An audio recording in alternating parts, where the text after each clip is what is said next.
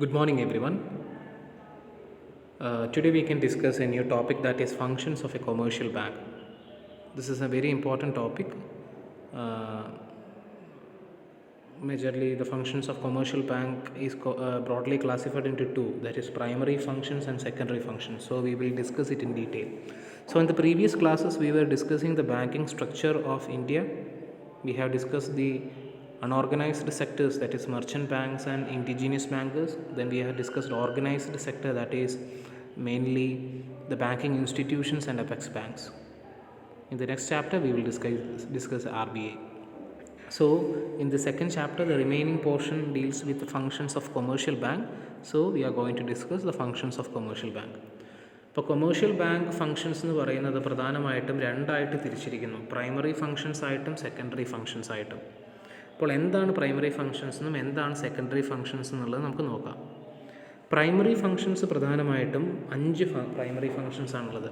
Receiving the deposits from the public, second one making loans and advances, third one credit creation, fourth one the use of cheque system and plastic card, and fifth one transfer of fund.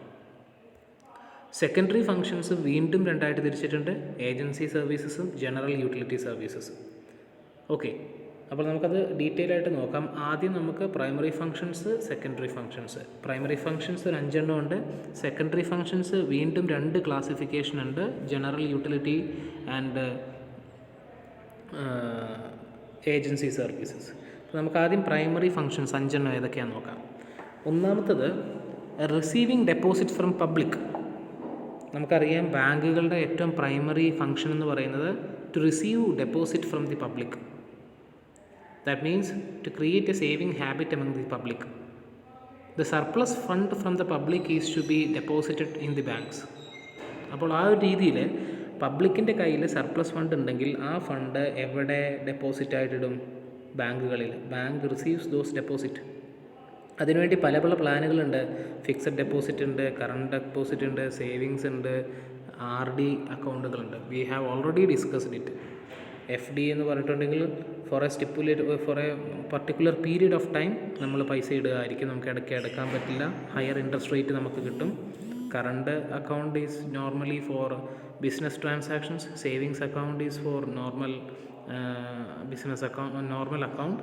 And recurring deposit നമ്മളൊരു കൃത്യമായിട്ടൊരു തുക തന്നെ എല്ലാ മാസവും അടച്ചുകൊണ്ടിരിക്കുന്നു. നമുക്ക് പലിശ നിരക്ക് എന്ന് പറഞ്ഞിട്ടുണ്ടെങ്കിൽ FDയുടെ ഏകദേശം ഈക്വലായിട്ട് കിട്ടും. V have already discuss the different types of accounts. അതിൻ്റെ ഒരു പെർസെൻറ്റേജ് ഇൻട്രസ്റ്റും ഒക്കെ എത്രയാണെന്നൊക്കെ ഉള്ളത് നമ്മൾ കണ്ടു. അതിൽ കറണ്ട് അക്കൗണ്ടിന് ഇൻട്രസ്റ്റ് ഇല്ല എന്നുള്ളതും പ്രത്യേകം ശ്രദ്ധിക്കുക. നമ്മൾ ഓൾറെഡി ഡിസ്കസ് ചെയ്തതാണ്. അപ്പോൾ primary functions of the public of the bank is to accept deposit from the public. പിന്നെ അടുത്തത് എന്താണ്? Making loans and advances. ഈ ഡെപ്പോസിറ്റുകൾ അക്സെപ്റ്റ് ചെയ്താൽ മാത്രം പോരാ, ബാങ്കുകൾ എന്താ ചെയ്യുക? ലോണുകളും അഡ്വാൻസസും ആവശ്യക്കാർക്ക് കൊടുക്കുകയും ചെയ്യുന്നുണ്ട്. സർപ്ലസ് ഫണ്ട് അക്സെപ്റ്റ് ചെയ്യുന്നു, ഡെപ്പോസിറ്റിനെ അക്സെപ്റ്റ് ചെയ്യുന്നത് കൂടാതെ ആവശ്യമുള്ള നീഡിയായിട്ടുള്ള ആൾക്കാർക്ക് ലോൺസും അഡ്വാൻസസും ബാങ്ക് കൊടുക്കുന്നുണ്ട്, ലോണുകൾ കൊടുക്കുന്നുണ്ട്. ലോണുകൾ എന്ന് പറഞ്ഞിട്ടുണ്ടെങ്കിൽ പണം വായ്പ കൊടുക്കുന്നു അല്ലേ? അതിനൊരു പർട്ടിക്കുലർ ഇൻട്രസ്റ്റ് റേറ്റ് ചാർജ് ചെയ്യുകയും ചെയ്യുന്നുണ്ട് ബാങ്കുകൾ. ഓവർ ഡ്രാഫ്റ്റ് എന്ന് പറഞ്ഞാൽ എന്താണ്? നമ്മളുടെ അക്കൗണ്ടിൽ 1 ലക്ഷം രൂപയേ ഉള്ളെങ്കിൽ നമ്മൾക്ക് 1 ലക്ഷം രൂപ വരെ സാധാരണ നമുക്ക് വിഡ്രോ ചെയ്യാൻ പറ്റുള്ളൂ. പക്ഷേ 1,50,000 രൂപ നമുക്ക് വിഡ്രോ ചെയ്യാൻ പറ്റുന്നുണ്ടെങ്കിൽ that means over and above the money that is deposited in the account, അതിന് ഓവർ ഡ്രാഫ്റ്റ് എന്ന് പറയും. 50,000 റുപ്പീസ്. 1 ലക്ഷം രൂപയാണ് അക്കൗണ്ടിലുള്ളത്. If we can borrow more than 1 lakh rupees, ആ മോർ ദാൻ 1 lakh ഉള്ള എമൗണ്ട് ആയിരിക്കും നമ്മുടെ ഓവർ ഡ്രാഫ്റ്റ്. പിന്നെ ക്യാഷ് ക്രെഡിറ്റ്, നമുക്ക് കടമായിട്ട് ക്യാഷ് ക്രെഡിറ്റ് തരുന്നുണ്ട്. അതേപോലെ discounting of bill exchange. Discounting of bill of exchange എന്ന് പറഞ്ഞാൽ എന്താണ്? പ്രധാനമായിട്ടും discounting of bill of exchange എന്ന് പറഞ്ഞിട്ട് എന്താണ് സൂചിപ്പിക്കുന്നത്? നമ്മൾക്ക് ഒരു പേയ്മെൻറ്റ് കിട്ടാനുണ്ടെന്ന് കരുതുക. ഓക്കെ, നമ്മൾ ക്രെഡിറ്റ് സെയിൽ നടത്തി, നമ്മൾ ഒരാൾക്ക് കടത്തിന് പൈസ കൊടുത്തു, കടത്തിനൊരു സാധനം വിറ്റു എന്ന് കരുതുക. ഓക്കെ, 1000 രൂപയാണ് അയാൾ നമുക്ക് തരാനുള്ളത്. അയാൾ നമുക്കൊരു ബില്ല് തരികയാണ്, ഞാൻ 2 മാസം കഴിയുമ്പോൾ ഈ 1000 രൂപ തന്നുകൊള്ളാം എന്ന്. ഓക്കെ, നമുക്ക് പെട്ടെന്ന് പൈസയുടെ ആവശ്യമുണ്ട്. നമ്മളപ്പോൾ എന്ത് ചെയ്യുന്നു? ആ ബില്ല് കൊണ്ട് ബാങ്കിൽ കൊണ്ടുപോയിട്ട് കൊടുത്തിട്ടുണ്ടെങ്കിൽ ₹1000 പകരം ചിലപ്പോൾ ഒരു 900 rupees ബാങ്ക് തരും, 100 rupees സർവീസ് ചാർജ് ആയിട്ട് എടുക്കും. So we are getting that 900 rupees today itself. 2 മാസം കാത്തിരിക്കേണ്ട ആവശ്യമില്ല ₹1000 വേണ്ടിയിട്ട്. അതാണ് discounting of bill of exchange എന്നുകൊണ്ട് ഉദ്ദേശിക്കുന്നത്. പിന്നെ കൺസ്യൂമർ ക്രെഡിറ്റ് ആണ്. It is paid in lump sum to the consumer. It is repayable in instalments. നമുക്കൊരു എമൗണ്ട് ലംസമായിട്ട് തന്നെ നമുക്ക് കയ്യിലേക്ക് കിട്ടുന്നു, അത് നമുക്ക് ഇൻസ്റ്റാൾമെൻ്റ് ആയിട്ട് ബാങ്കിലേക്ക് തിരിച്ചടച്ചാൽ മതി. ഇതാണ് പ്രധാനമായിട്ടും ലോണുകൾ, അഡ്വാൻസുകൾ എന്നുകൊണ്ട് ഉദ്ദേശിക്കുന്നത്. അടുത്തത് ഒരു വളരെ ഇമ്പോർട്ടൻ്റ് ആയിട്ടുള്ള ഒരു പോയിൻ്റാണ് ക്രെഡിറ്റ് ക്രിയേഷൻ എന്നാണ്. ക്രെഡിറ്റ് ക്രിയേഷൻ ഈ ലോണുകളുമായി ബന്ധപ്പെട്ട ഒരു സംഗതിയാണ്, ബാങ്കുകളുടെ പ്രൈമറി ഫംഗ്ഷനാണ്. നമ്മളൊരു ലോണിന് ₹1,00,000 ലോണിന് അപേക്ഷിച്ചു എന്ന് കരുതുക. ബാങ്ക് നമുക്ക് ₹1,00,000 കടമായിട്ട് എടുത്തു തരികയല്ല ചെയ്യുക. നിങ്ങൾ ലോൺ എടുക്കുമ്പോൾ നിങ്ങൾക്ക് മനസ്സിലാവും അവിടെ നടക്കുന്ന പ്രോസസ്സ് എന്താണെന്നുള്ളത്. ആ പ്രോസസ്സാണ് ക്രെഡിറ്റ് ക്രിയേഷൻ. ഒന്ന് പ്രത്യേകം ശ്രദ്ധിക്കുക എന്താണെന്ന്. നമ്മളൊരു ബാങ്കിൽ ₹1,00,000 ലോണ് അപേക്ഷിച്ചിട്ടുണ്ടെങ്കിൽ ബാങ്ക് നമുക്ക് ₹1,00,000 നേരെ നമുക്ക് എടുത്ത് തരികയല്ല ചെയ്യുക. ബാങ്ക് ആദ്യം ഒരു ലോൺ അക്കൗണ്ട് നമ്മുടെ പേരിൽ തുടങ്ങുന്നു. ആ ലോൺ അക്കൗണ്ട് തുടങ്ങിയിട്ട് നമുക്ക് ഓൾറെഡി ആ ബാങ്കിൽ ഒരു അക്കൗണ്ട് ഉണ്ടാവും. ആ അക്കൗണ്ട് കൂടാതെ ഒരു ലോൺ അക്കൗണ്ട് ബാങ്ക് നമ്മുടെ പേരിൽ ആരംഭിക്കുന്നു. എന്നിട്ട് ബാങ്ക് ആ ലോൺ തുകയായിട്ടുള്ള ₹1,00,000 ഈ ലോൺ അക്കൗണ്ടിലേക്കാണ് നിക്ഷേപിക്കുന്നത്. ആ ലോൺ അക്കൗണ്ടിൽ നിന്ന് നമ്മളാണ് ആ ₹1,00,000 പിൻവലിക്കുന്നത്. ബാങ്ക് നമുക്ക് നേരിട്ട് ₹1,00,000 കയ്യിലേക്ക് എടുത്ത് തരികയല്ല ചെയ്യുക. ബാങ്കിൽ നമ്മൾ ₹1,00,000 ലോണ് അപേക്ഷിച്ചിട്ടുണ്ടെങ്കിൽ ആദ്യം ബാങ്ക് ചെയ്യുന്നത് ഒരു ലോൺ അക്കൗണ്ട് നമ്മുടെ പേരിൽ തുടങ്ങുന്നു. ആ ലോൺ അക്കൗണ്ടിലേക്ക് ₹1,00,000 നിക്ഷേപിക്കുന്നു, ഡെപ്പോസിറ്റ് ചെയ്യുന്നു. ആ നിക്ഷേപിക്കപ്പെട്ട ₹1,00,000 നമ്മൾ വിഡ്രോ ചെയ്യുന്നത്. ഇപ്പോൾ ചുരുക്കി പറഞ്ഞു കഴിഞ്ഞിട്ടുണ്ടെങ്കിൽ അവിടെ എന്താ നടക്കുന്നത്?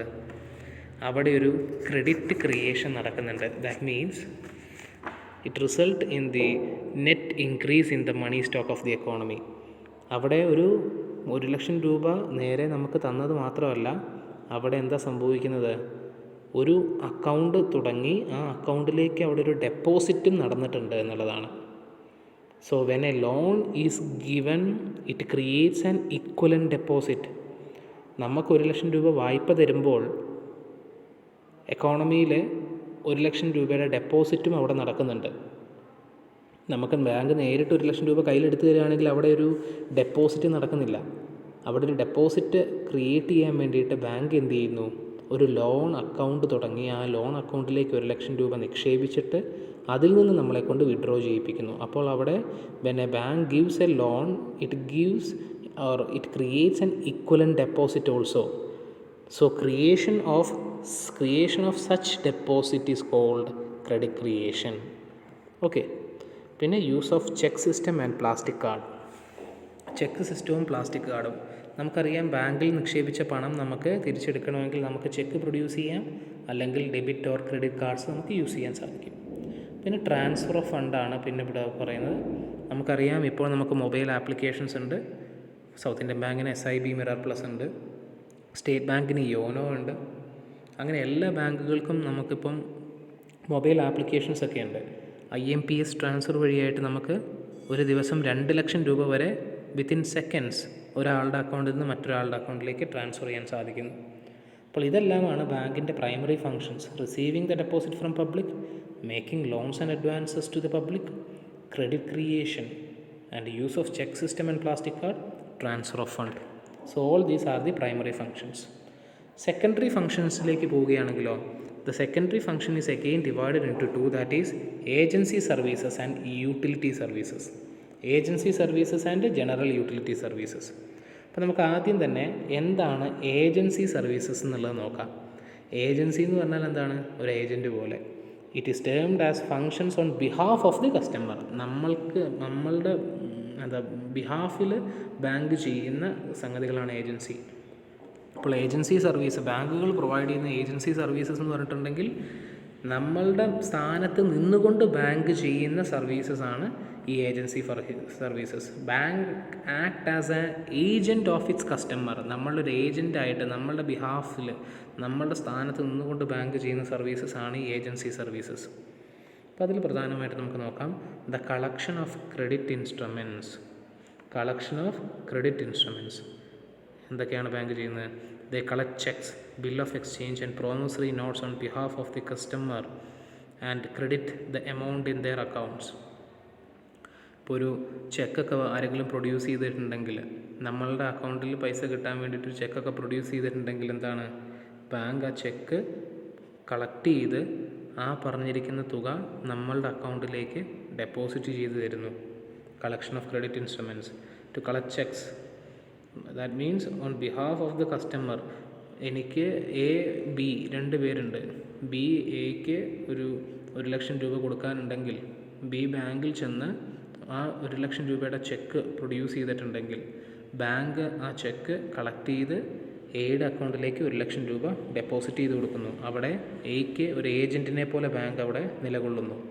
കളക്ഷൻ ഓഫ് ഡിവിഡൻഡ്, നമ്മൾ ഏതെങ്കിലും കമ്പനികളുടെ ഷെയറുകളോ മറ്റു കാര്യങ്ങളോ ഒക്കെ വാങ്ങിയിട്ടുണ്ടെങ്കിൽ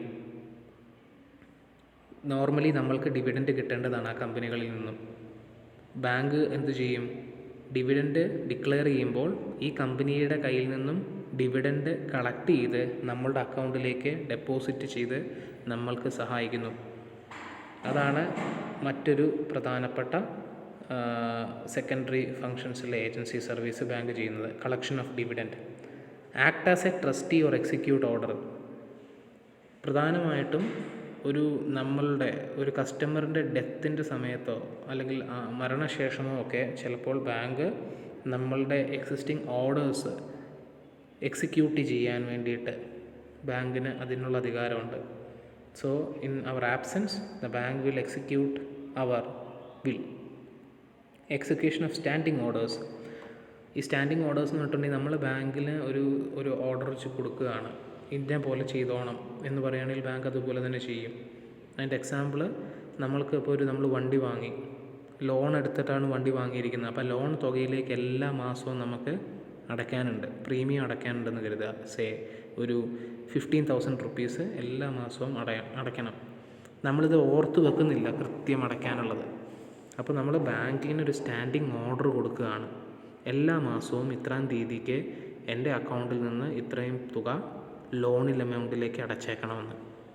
the bank will execute it.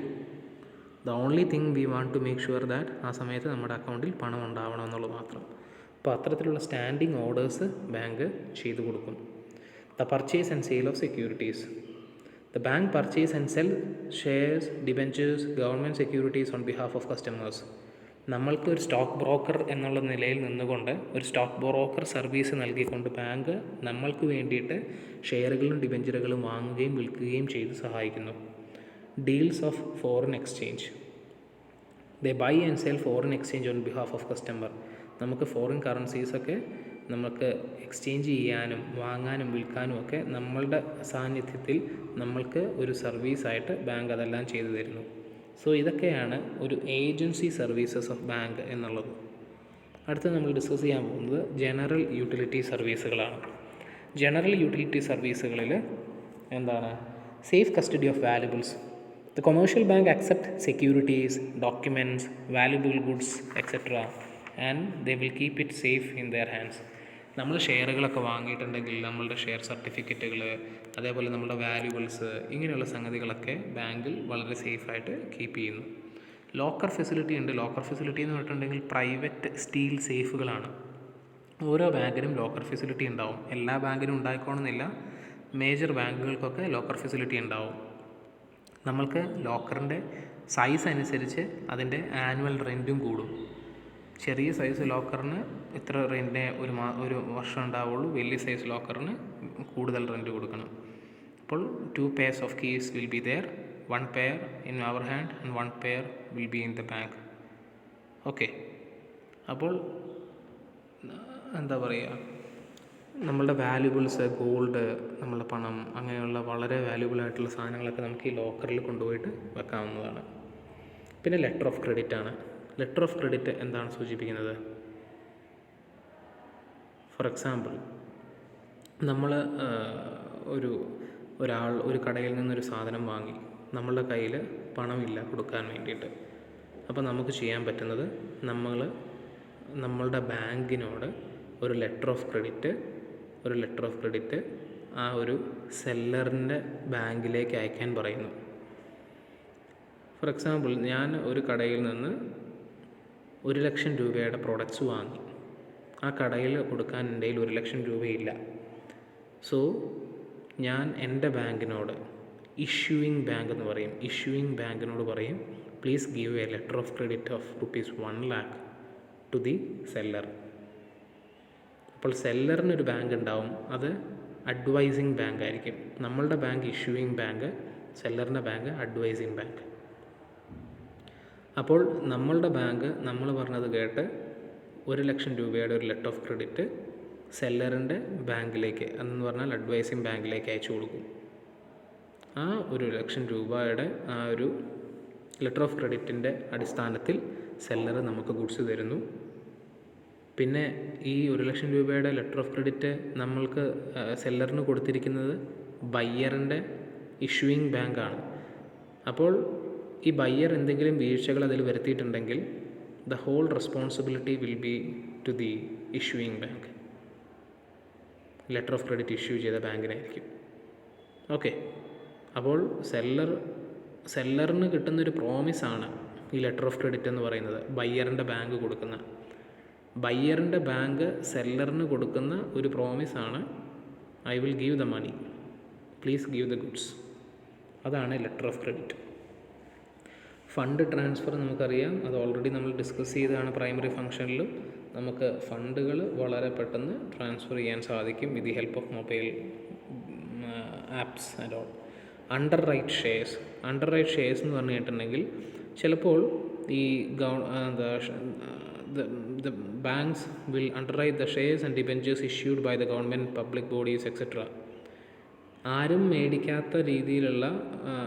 മേടിക്കാത്ത ബോണ്ടുകളോ ഷെയറുകളോ മറ്റു കാര്യങ്ങളോ ഒക്കെ, ഗവൺമെൻറ് ബോണ്ട്സും മറ്റു കാര്യങ്ങളോ ഒക്കെ ഉണ്ടെങ്കിൽ ബാങ്ക് അത്തരത്തിലുള്ള ബോണ്ടുകളും മറ്റു കാര്യങ്ങളും ഒക്കെ ബൈ ചെയ്ത്, അണ്ടർറൈറ്റ് ചെയ്തെന്ന് പറഞ്ഞിട്ടുണ്ടെങ്കിൽ അതെല്ലാം ബൈ ചെയ്ത് ഗവൺമെൻറ്റിനെ സഹായിക്കും. Issue of gift cards. നമ്മൾക്ക് ആർക്കെങ്കിലും ഗിഫ്റ്റൊക്കെ കൊടുക്കണമെങ്കിൽ ഒരു 10,000 രൂപ കയ്യിൽ കൊടുക്കുന്നതിലും നല്ലത് ഒരു കാർഡായിട്ട്, ഒരു ക്രെഡിറ്റ് കാർഡ് പോലെയുള്ളൊരു പ്ലാസ്റ്റിക് കാർഡ് തന്നെ നമുക്ക് അവർക്ക് ഗിഫ്റ്റായിട്ട് കൊടുക്കാം. ആ കാർഡിൽ നമ്മൾ നിക്ഷേപിച്ചിരിക്കുന്ന തുക എത്ര വേണമെങ്കിലും നമുക്ക് നിക്ഷേപിക്കാം.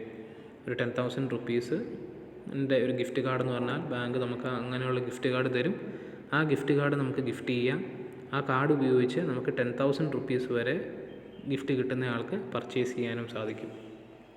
പിന്നെ ട്രാവലേഴ്സ് ചെക്കാണ്.